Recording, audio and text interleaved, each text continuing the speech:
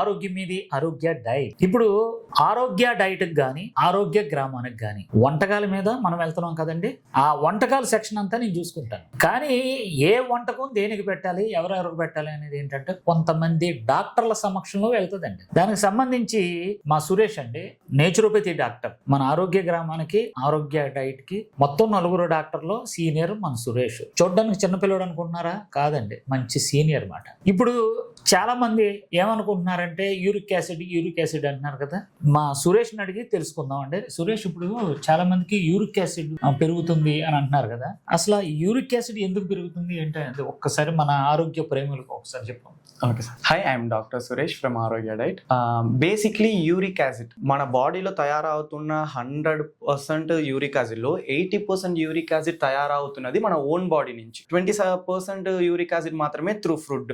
అది ఏ ఫుడ్ అని మనం చూసుకుంటే రెడ్ మీట్ ఉండొచ్చు, ఫ్రక్టోస్ మెటబాలిజం చెప్తున్న థమ్స్ అప్, కోక్ రెగ్యులర్ తాగుతున్న వాళ్ళు ఉండవచ్చు. లేదంటే ఇంకా కొద్ది మంది నేను హెల్తీగా ఉంటానని చెప్పి పొద్దున ఒక ఫ్రూట్ జ్యూస్, మధ్యాహ్నం ఒక ఫ్రూట్ జ్యూస్, నైట్ ఒక ఫ్రూట్ జ్యూస్ లేదా వెజిటబుల్ జ్యూస్ ఎక్కువగా తాగితే మంచిదని చెప్పి తాగుతూ ఉంటారు. దాని వల్ల కూడా యూరిక్ యాసిడ్స్ అనేవి పెరగడానికి పాసిబిలిటీస్ ఉండవచ్చు. అండ్ పప్పు, దాల్ అని చెప్తారు కదా, ఇదంతా కలిపి 20%. ఇప్పుడు ఇన్ కేస్ నేను ఇప్పుడు టెస్ట్ చేయించుకున్నాను, నా బాడీలో యూరిక్ యాసిడ్ ఎక్కువగా ఉంది, నేను ఎక్కడైనా బయటికి వెళ్తే జనాలు ఏం చెప్తారు మోస్ట్లీ, యూరిక్ యాసిడ్ పెరిగిందా, ప్రోటీన్ ని కట్ చేయి, దాల్ తినకు, చికెన్ తినకు, మటన్ తినకు అని చెప్తూ ఉంటారు. కానీ ఇప్పుడు నా బ్లడ్ లో యూరిక్ యాసిడ్ పెరిగితే నేను డౌట్ పడాల్సినది నా బాడీ తయారు చేస్తున్న 80% యూరిక్ యాసిడ్ లో నేను డౌట్ పడాలా, నేను తింటున్న 20% డౌట్ పడాలా? ఇప్పుడు ఉన్న చాలా జనాలు చాలా క్లారిటీగా ఉన్నారు. అంటే ఇప్పుడు అంతా పిజ్జా, బర్గర్ తినే వాళ్ళంతా చాలా తక్కువ, కానీ 3 పూట రైస్లు తింటారు, ఇంట్లో కుక్ చేసుకున్నవే ఉండవచ్చు, కానీ అన్ని పిండి పదార్థాల కిందనే ఉంటారు. సో రియల్ కాజ్ ఏంటంటే మన బాడీలో ఫస్ట్ కిడ్నీ నార్మల్ ఫంక్షన్ ఏంటి, యూరిక్ యాసిడ్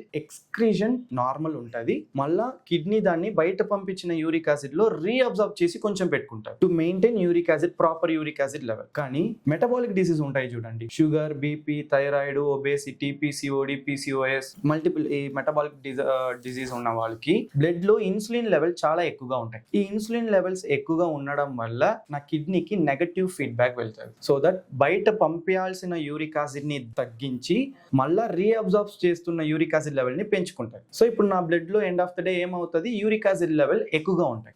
ఇప్పుడు నాకు యూరిక్ యాసిడ్ తగ్గాలంటే నేను నిజంగా తగ్గించాల్సినది ఇన్సులిన్ అనే హార్మోన్ ని పెంచుతున్న పిండి పదార్థాలనే తప్ప ఏదో నేను వారానికి ఒక రోజు తింటున్న చికెనో మటనో కాదు. That is the real cause. మన ఎవరికెల్లా యూరిక్ యాసిడ్ ఎక్కువగా ఉందంటో వాళ్ళని మీరు అనలైజ్ చేస్తే చూస్తే వాళ్ళందరూ ఎవరు మెటబాలిక్ డిసీజ్ ఉన్నవాళ్ళు. 80% హై యూరిక్ యాసిడ్ ఉన్నవాళ్ళు వాళ్ళు. అంతేగాని ప్రతి ఒక్కరికి మాత్రం ఇది రాదు. మెటబాలిక్ డిసీజ్ ఇప్పుడు ఇంటికి ఒకరు ఉన్నారు, సో వాళ్ళకి అందరికి మాక్సిమం యూరిక్ యాసిడ్ ఎక్కువగా ఉంటుందంటే దానికి మెయిన్ రీజన్ ఇన్సులిన్ అనే హార్మోన్ వాళ్ళ బాడీలో ఎక్కువగా ఉండడం. ఇప్పుడు సపోజ్ గా యూరిక్ యాసిడ్ ఎక్కువైంది అనుకుందాం, దీని మూలంగా మన శరీరంలో జరుగుతున్న ఎఫెక్ట్ ఏంటి అసలు? మేజర్లీ రెండు సార్. ఒకటి కిడ్నీ స్టోన్, ఇంకొకటి గౌటీ ఆర్థరైటిస్ అంటారు.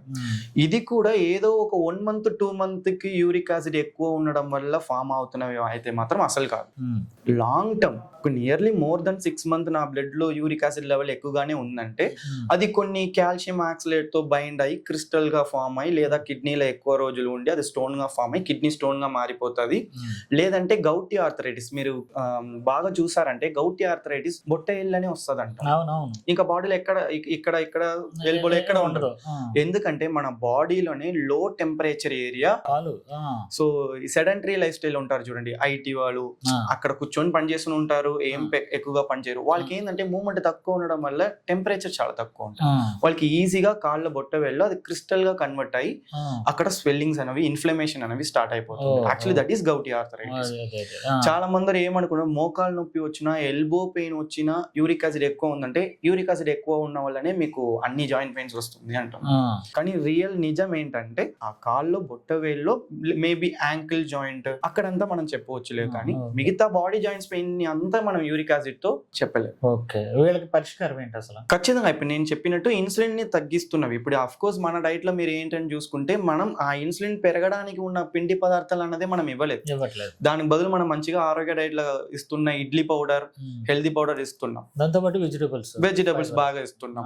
సో ఈవెన్ దో మనం ఈవెన్ ఆ 20% ఇప్పుడు మన డైట్ కి వచ్చిన వాళ్ళకి యూరిక్ యాసిడ్ ఎక్కువ ఉన్న వాళ్ళకి మనం ఏం చెప్తున్నాం, నాన్ వెజ్ ప్రస్తుతానికి తినకండి. నేను చెప్పిన 20% ఫుడ్ అని మెన్షన్ చేశాను చూడండి, ఈవెన్ ఆ కంటెంట్ ని కూడా నేను తగ్గిస్తున్నాను. సో ఇప్పుడు రెండుని కూడా తగ్గిస్తున్నాను కాబట్టి నాకు మంచి ఇంప్రూవ్మెంట్ మన డైట్ లో లో కూడా యూరిక్ యాసిడ్ ఎక్కువ ఉన్న వాళ్ళకి చాలా ఇంప్రూవ్మెంట్ అనేది ఉంటుంది. ఓకే, విన్నారు కదా యూరిక్ యాసిడ్ ఎవరెవరికి ఉంటుంది, ఎలా ఉంటుంది, దాని వలన దుష్ఫలితాలు ఏంటన్నది మీకు తెలిసింది కదా. ఓకే, మీరందరూ కూడా మన ఆరోగ్య డైట్ చేసి ఆరోగ్యంగా ఉండాలని కోరుకుంటూ, ఆహారం మాది ఆరోగ్యం మీది, ఆరోగ్య డైట్.